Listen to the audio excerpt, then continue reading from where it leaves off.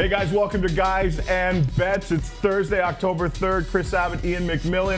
This is the final episode of the week that will be emanating from North America. The boys are safe and sound in London, Harry included, so they'll have the show there tomorrow. How did your bets go last night? You only have one pick on the show. My right? personal picks went 2-1, but of course the one was the pick that I gave on the show. Canucks had a 2-1 lead with 10 minutes left in the third. Oilers scored 2 late goals for the win, so that was a loss. But I know you went 2-1 with your picks. Yeah, I had a sweat on the under in the baseball game. God, it was 5-1 early, and it just stayed. So beautiful. that, not normally fortunate enough for me. The over in the first period hit in 7 minutes with the Blues and Caps, and 1 goal short of the perfect sweep. The Leafs won 5-3, and I had Ottawa plus 1.5. But so I remember somebody asked me yesterday about a save prop. Should they take Freddie Anderson? And I said, no, take Craig Anderson. And I'm pretty sure it hit, like the Leafs had over 40 shots. And we said, don't take the Freddie Anderson one because Sens wouldn't get enough shots, and they didn't get enough shots. No. They had like 20 shots or something. Yeah. So, all right, I'm happy to see NHL back. We've got some picks for that today. Pamela's by today as well because, as I said, the boys are on location. So we want to make sure we get her picks in for the weekend. So she'll be here at the end of the show. But Iain, the National League Division Series both start today. And why don't you lead us off with St. Louis and Atlanta? I'm so excited, man. I love baseball playoffs.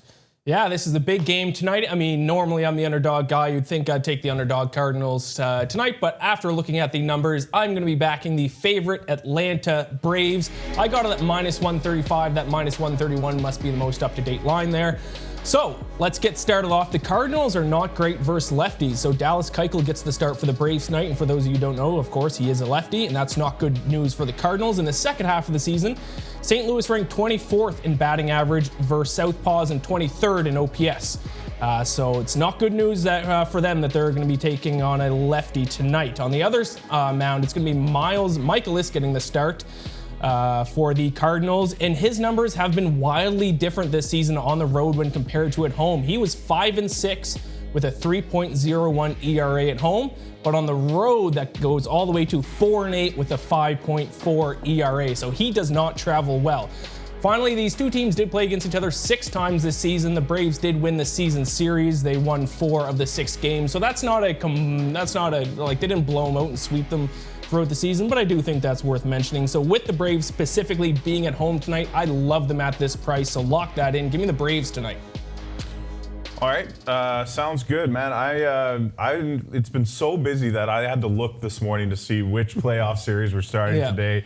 And I was excited to see that the Los Angeles Dodgers will host the Washington Nationals. Now, the Nats are getting a pretty good series price here, and I was going to talk about that on the show, but I think the better bet today is for the Dodgers run line. I don't think this is going to be a quick series, and I don't think it's going to be a lot of blowouts, but I think the Nationals are in a very, very vulnerable spot in this game. In fact, I think it's a massive letdown spot. They had a huge win, come from behind at home. They had to travel cross country, and now 48 hours later, they have to play the team that was best in the league at home this year, the Los Angeles Dodgers. So I think it is a big letdown spot.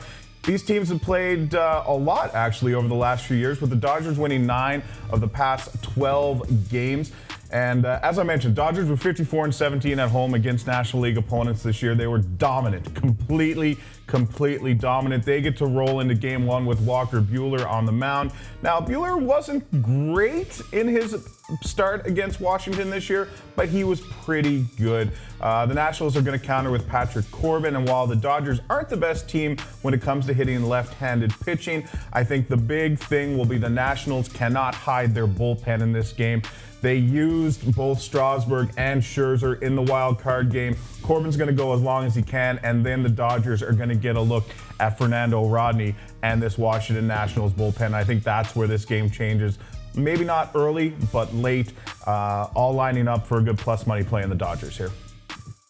Yeah, I definitely agree with that. I like that. I think Dodgers are going to run away with the first game. And of course, it's weird. It's a Thursday. We aren't leading off with football because we've got the MLB playoffs, but a pretty good Thursday night, or at least what's shaping up to should be maybe the best Thursday nighter of the year, to top last week's best Thursday nighter of the year. We got the Rams in Seattle. Yeah, it's a great matchup. We're kind of used to Thursday night games being just complete trash. I was going to use a little bit more of a violent word, but usually they're pretty bad games. Last week we were treated with the Eagles, Packers, great game. Another great game today between the Seahawks and the Rams. Joe gave out his pick for this game yesterday. He was on the Seahawks to cover the spread.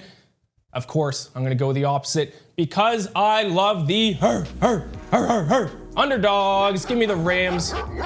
Even money. If you're going to take the Rams plus 1.5, you are a coward. Just give me the Rams money line here. So, to get things started off, I need to say don't overreact. The Rams lost to a not-so-great Bucs team last week. This is true. But in the NFL, you cannot overreact to 1 week. The Rams still have one of the most talented rosters in the NFL and one of the best head coaches in the NFL. And they're last year's Super Bowl runner-up. So I'm not overreacting to that bad game last week. And then if we move on, they're going to be on the road tonight, and they're also considered underdogs. And if you haven't paid attention to this trend, underdogs and road teams have dominated so far this year. Underdogs are 37, 25-1, both straight up and against the spread. And road teams are 40, 22-1 against the spread. So I'm going to ride this trend until it dies. With the Rams both being underdog and a road team tonight, I love it in this spot. And finally, Rams have had recent success in Seattle. When you think of the Seahawks, home field advantage is one of the biggest things you think about, but when it comes to home field advantage, the biggest detractor for teams is the time zone change. The Rams don't have to deal with that time zone change, and it kind of reflects in the recent results. They've won the last 2 years in Seattle, and in 3 of the last 4 years, they won on the road in Seattle. So Seattle's home field advantage not as valuable when they take on another West Coast team like the Rams. So forget the plus 1.5. Give me Rams money line tonight. All right, I'm going to ride with Joe on this one. I don't like the Rams. I don't like the way Jared Goff's been playing. And it may be an overreaction, but I suppose we shall see. We will see. Of course, we always talk about the Seahawks in prime time. I don't know if I buy into that so much, but Seattle's looked better the last couple of weeks, so I'm going to roll with them on that one. We asked the guys in Bets Nation what side of this game that you were on. We've had some pretty tight polls over the last couple of days, Ian, and we got a pretty tight poll today with a very small majority saying take the Rams plus 1.5. So they're riding with you in this one, and you just think you'd be a little bit cowardice to not get the value on the. What is it? Even money for a straight up win? Yeah. But it's probably minus 110 and plus 1.5. Yeah, and I know Gilles, our coworker Gilles, did an article on this about underdogs when they're at a spread of 3 or less, and it's way more profitable just to take money line in those situations when it's a small spread. So take a look at that at OddsShark. But yeah, for those reasons, just give me the money line. Okay, moving over to the NCAA college football this weekend. I've already given out a pick for UCF and Auburn this week, and you know what? There's not a lot on the board that I absolutely love. You know, of course, the good teams have these massive spreads. So what I've decided to do with a couple of teams who I really like, a couple of teams that should be bound for the college football playoff, is put together a teaser. And I think we're looking pretty good here with Ohio State and the Georgia Bulldogs. We're bringing them back down 6 points each. So Ohio State minus 14 in their game against Tennessee, and against MSU, and Georgia minus 18.5 in their game against Tennessee. There's no reason these teams should not roll their opponents this week. Ohio State has covered every game except for week 1. The only caveat here that I didn't bet them at minus 20 is that it seems every time I think Ohio State's a good bet, I end up losing. So I'm going to bring them back down to 14. I wouldn't be shocked to see them cover the outright spread, though. And Georgia's been really, really good, but I don't trust them to win by 24 points. I like bringing this inside 3 scores because they do have a tendency to get up big and then kind of take the foot off the gas. So this is why I like combining these two teams.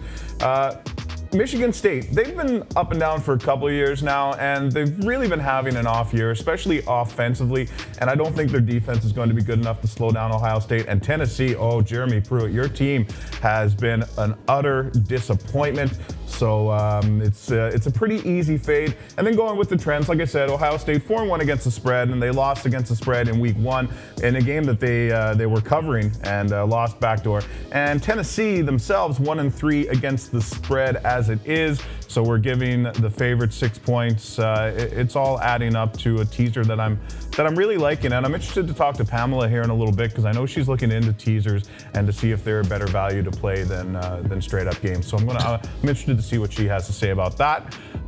So yeah, that's my college football last play for the week is teaser with Ohio State and Georgia. I like that play. A lot of weird stuff going in Tennessee too. You saw that the running back get arrested there a couple of days ago. Did you see that? No, I didn't see that actually. Wasn't good. Yeah, not a good look. Yeah, and then the coach called the cops and said something along the lines of this didn't happen back in my old schools that I used to coach at. It's not a good situation. Jeez, I didn't even see that. I've been so busy. Wow. Oof. Oh yeah, leave them alone. The reason I probably didn't see that is because I've been super focused on the NHL the last few days with the puck dropping on the season. So I've got a pick on Buffalo-Pittsburgh. You see that coming up. I looked at this game, Winnipeg, New York Rangers. I'm interested to see what your take is. Yeah, I mean, in the NHL this whole season, I'm obviously going to look towards underdogs the most. When I like to bet on teams, I like to at least double my money. So I found a good underdog tonight in the NHL. I'm going to be going with the...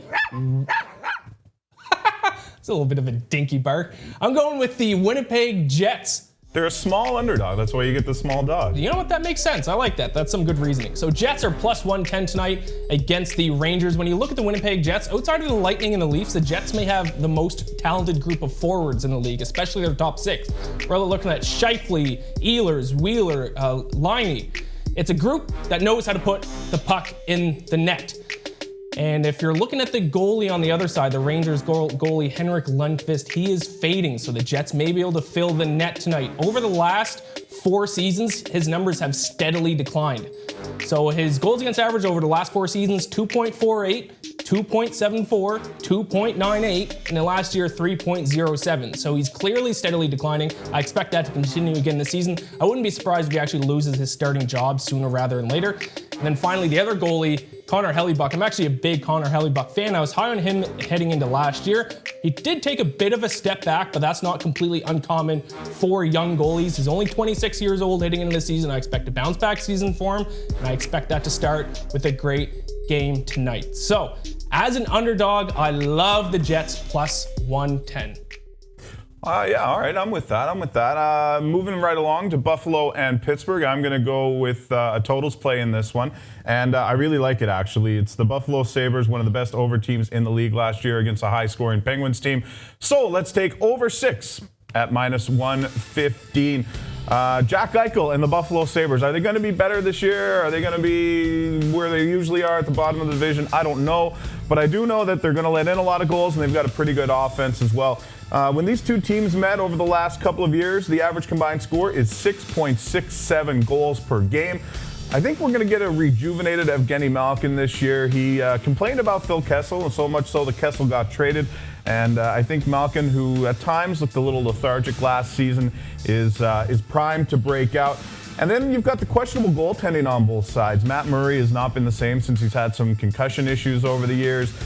You never know who's going to be in net for, I don't even know, Carter Hutton start tonight, I guess. I don't know. I just don't think the Buffalo goaltending situation is very good at all right now. And I think 6 goals is pretty low. We saw a lot of goals scored last night, so that's my play. And doesn't Harry have a theory about Eastern Conference overs? Yeah, he was telling me yesterday on the podcast that we've got something.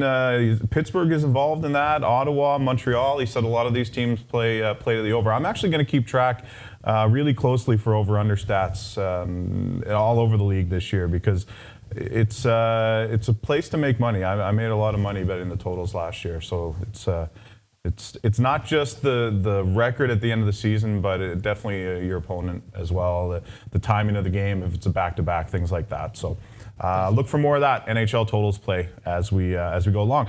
All right, let's go along now and bring in Pamela Maldonado. Thank you so much for joining us, Pamela, from Austin, Texas. Pamela, before we get into your pick for Tampa Bay, New Orleans, I know that you had been looking into some teasers, and I know you're working on an article. In fact, I'm not sure if it's up yet or not. But did you find any good information? Am I on the right path here with this Ohio State-Georgia thing?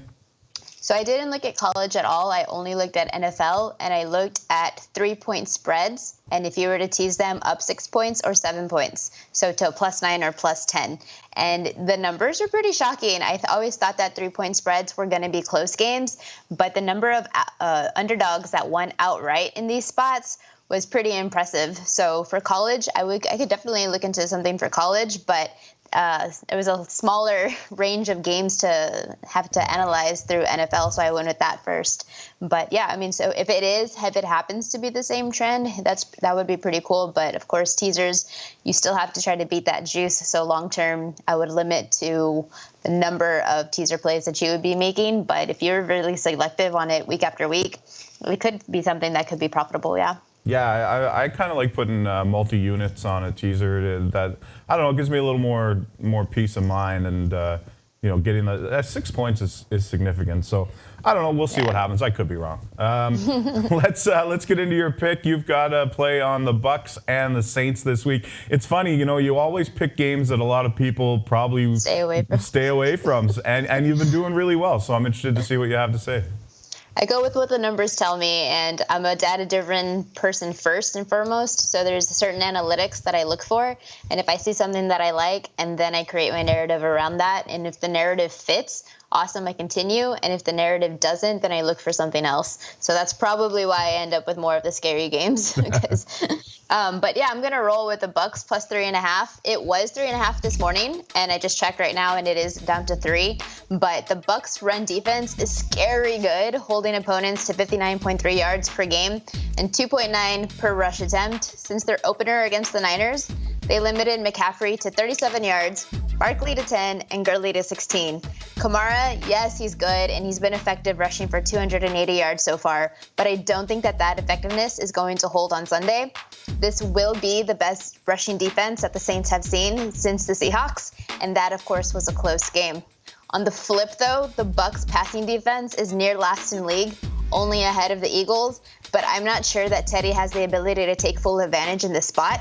He is completing 74% of his passes, but he's near the bottom for yardage, getting 6.1 yards per attempt on passes thrown. We've seen him playing it safe. He's not really taking any chances downfield, and I think this is the matchup where he's going to have to do things that he hasn't been doing. So he's going to be tested for sure. He's been sacked 5 times against the Cowboys, and the Bucks have a very similar pass rush.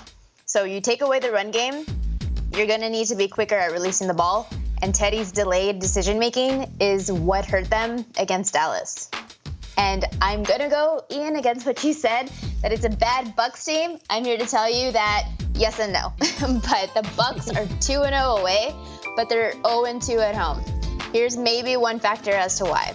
Winston at home is an entirely different player than Winston away.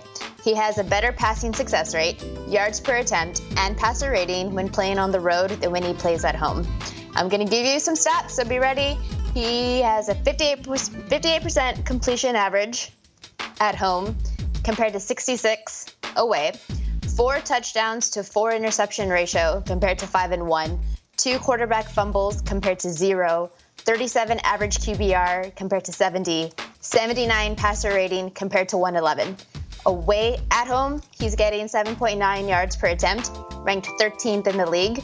But away, he's getting an extra yard, 9 yards per attempt for 6th best. Give me Jameis. I'm rolling with the Bucks, and I'm placing a money line 145. Okay. Confidently, too. I like it. Very confident, very confident. I saw this early on Monday. I started trying to get my stats early in the week. So Tuesday morning, I got my stats in. Immediately, I looked to him. I had the Bucks on my contest card last week. I did not expect them to get a win or be as dominant as they were, of course. But yeah, I wasn't surprised at all to see that they were doing well on an away game. So yeah, I actually really like that pick too. My reflex is I have to say that every other NFC South team other than the Falcons suck. So that's partly why I said earlier the Bucs suck, but they actually are playing pretty well this year. And just to add another story factor to it, for people who like trends, I don't use them often, but in this situation, it kind of is helpful just to show you that narrative. The Bucks are 14-20 against the spread in home games compared to 17-14-3 away since 2015 when Winston came on. So if you like trends, that's just an additional cherry on the top. Yeah, I mean, a lot of people like to trash trends, but really what a trend should be used for is a starting point to then kind of look at the stats. So I think those trends are significant for that reason. You can use those as a starting point and then see why these trends are happening and build off that. So yeah, I feel the same. And in this situation, I think it fits the narrative good. So definitely. Anything else you've got your eye on this weekend, Pamela, before we part ways for another week?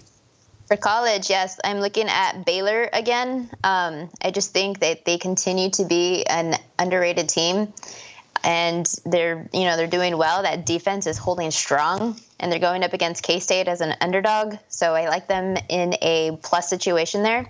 Also looking at Army, playing at home against Tulane. I'm also looking to them as the underdog. I haven't yet finalized my college picks, but those are the two that I'm so far really liking. Sounds good. I really like Army, actually. They're a fun team to bet on. How did Circa go? I was trash in Circa again this week, so I'm going to see if I can get my money back for the rest of the season. I don't know if they're going to let me or not. It's so unfortunate that I'm doing really well in the super contest. I got bumped from like 900th to 500, so I'm making progress there. But in Circa, this is my first week that I had a winning week at 3-2. Everything else has been 2-3 for the Circa, so I'm hoping that I can continue. Why? Because I forced Packers on my card, and I don't submit my card on Thursdays, and I don't like how I did that, so I'm going to definitely stay away from that. But I did get improvements from there, so hopefully I can continue that.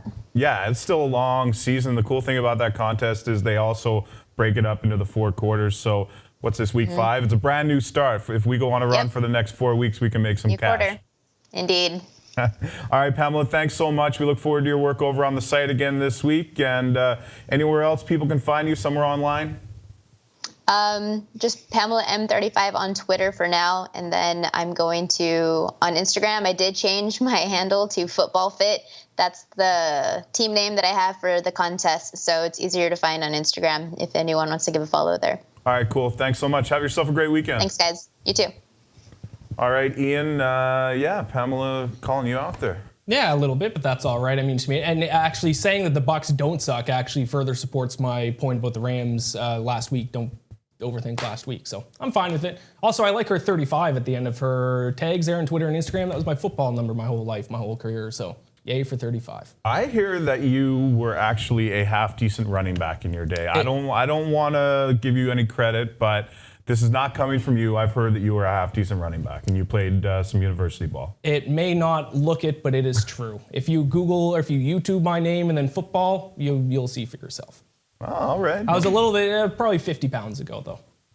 Don't ask me to carry the rock anytime soon. All right. I've been watching the chat. I haven't really seen anything come out in terms of questions. I do have a couple questions here. There's one here early on by Steve Godin. Todd Gurley to get 2 touchdowns tonight, plus 450. Oh, no. I'm curious to Todd Gurley, how he's going to do, man. And plus, I'd like Seattle to win this game, so I'm going to say no to Todd Gurley, 2 touchdowns. For me, I mean, I don't hate it at plus 450, and the reason being, I mean, he's not going to break off any 80-yard runs or anything, but if they get defensive pass interference or anything like that, and they're on the 1-yard line, they're probably just going to feed it to Gurley. So if they get 2 situations like that, I don't hate it. I wouldn't bet it, but I don't hate it. No, I don't. I mean, I don't hate it either, but I have a hard time betting 2 touchdown props. If you go back and look at guys' game logs, it rarely happens. Yeah, so, that's true. And I think he had 2 last week, didn't he? He did have 2 last week. That's right. Yeah. Anything else? I'm seeing some hate speech being thrown my way. There's one other one here. A couple of you guys are going to get blocked out of this chat. There's one Little Freak 275. Aha, Little Freak. There's a lot of them there, but I mean the main one that stuck out to me, Russell Wilson to get a rushing touchdown plus 400. Russell Wilson over 30.5 attempts. I guess that's passing attempts. I like that. I know the Seahawks do run the ball at least a fair amount, but I guess based off my pick, if I think the Rams are going to win, they're going to have the lead probably at some point, and if the Seahawks have to pass at that point, then he's going to go over that total. But Wilson rush TD at plus 400, that's kind of interesting. Yeah. I don't hate that. Yeah. I take a closer look. I haven't, I've just gone with the Seattle bet. I'm not going to see the game tonight. I'm on a aeroplane. Perfect. So, yeah. Awesome. Yeah, maybe a little weekend getaway. Yeah. You know, seeing how the guys are in London. They're Yeah. going to be doing guys and bets from London tomorrow. Harry, Joe, Ninja. I know they're shooting some stuff at, what are they doing? They're doing the Bears and Raiders. Yep. They're doing West Ham and Crystal Palace. And then one other soccer football game. And an Arsenal and some team I've never heard. Standard Liège? Yes.